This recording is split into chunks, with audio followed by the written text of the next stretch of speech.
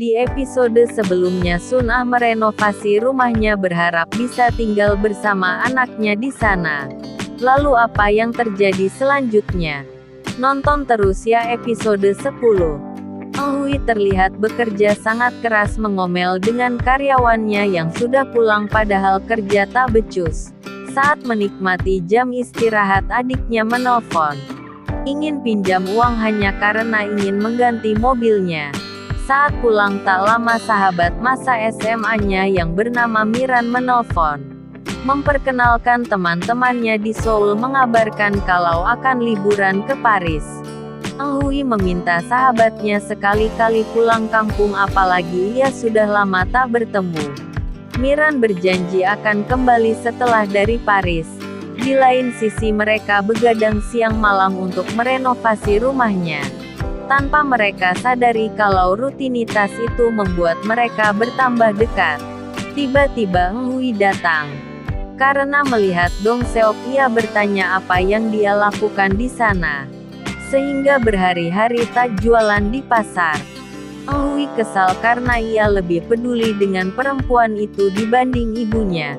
Tapi Dong Seok tak mempedulikannya menyuruh Eun Hui tidak ikut campur urusannya. Melihat kuda di sana Dong Seok teringat sepertinya anak Sun Ah menyukai kuda. Ia pun mengajaknya ke peternakan untuk berkuda. Awalnya Sun Ah menolak. Karena ingin buru-buru ke persidangan. Namun karena diajak terus akhirnya Sun Ah mengalah. Deong Sok menceritakan setelah ayahnya meninggal di laut. Ia hidup bersama ibu dan kakak perempuannya saat itu hidupnya sangat miskin namun suatu hari ibunya datang membawa makanan mewah. Kakaknya menghabiskan makanan itu tanpa tersisa. Hal itu membuat Dong Seok marah. Menyirami kakaknya dengan air kencing hingga membuat kakaknya menangis. Saat itu ia merasa sangat bersalah. Berniat minta maaf sepulang sekolah. Besok saat pulang sekolah ia melihat nenek Okdong menggendong kakaknya yang tak bernyawa karena tenggelam di laut. Membuatnya sadar kalau tak ada namanya lain kali. Mereka berangkat ke Seoul. Ia memperhatikan Sun Ah yang terus melihat laut memintanya tak seperti ibunya. Menyuruhnya melihat ke belakang seketika Sun Ah takjub ternyata pemandangan di belakang sangat indah. Dong Seok berpesan. Kapanpun hidup terasa berat lihatlah ke belakang agar sadar kalau ternyata ada dunia yang berbeda. Mereka sampai di Seoul. Dong Seok pergi mencari barang untuk dijual kembali.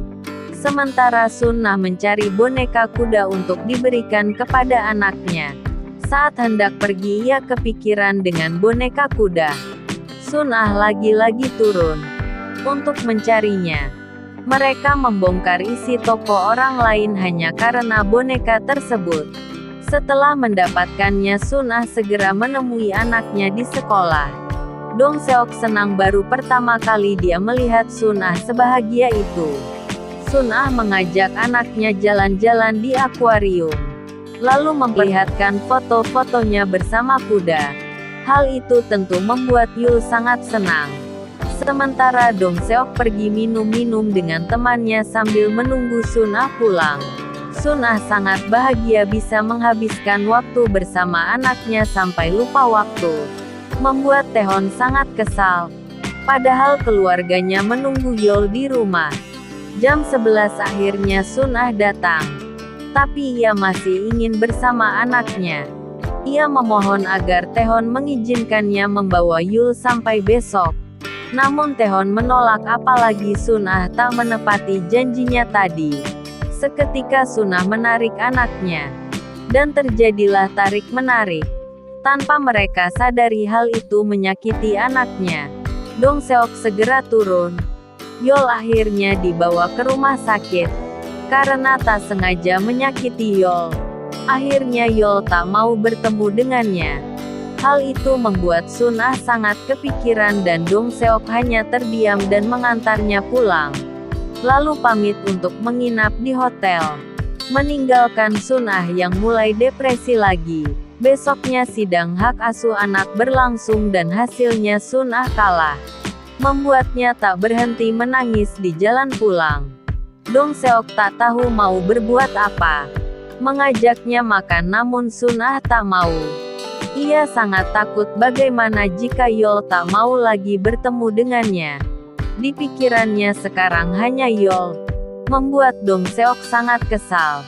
Ia menghentikannya yang dari tadi berjalan tanpa tujuan. Meminta Sun Ah memikirkan masa depan untuk mengajukan banding dan merebut Yeol kembali.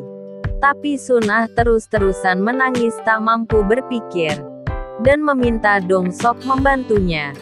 Dong Seok mengajaknya bermain game. Tapi itu juga tak mempan. Dong Seok segera mengejarnya. Meminta Sun Ah berhenti menangis seketika Sun Ah marah. Karena kelakuan Dong Seok mirip dengan mantan suaminya, ibunya dan ayah sendiri. Tak tahu kapan dia berhenti bersedih.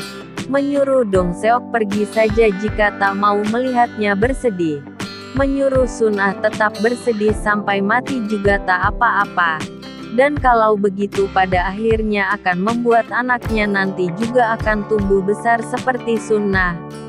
Jika Sun Ah bersedih tapi harus tetap memikirkan masa depannya.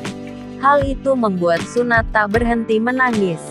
Memikirkan dirinya dan anaknya, tak lama ia pun bisa mengontrol dirinya, bertekad untuk hidup bahagia. Meskipun tidak tinggal bersama anaknya, mereka nongkrong di pinggir pantai sambil mendengarkan rekaman Dong Seok. Hal itu membuat Sun Ah tak berhenti tertawa mendengar suaranya yang sangat lucu. Hingga tidak terasa kalau matahari sudah terbit. Dong Seok bergegas pergi.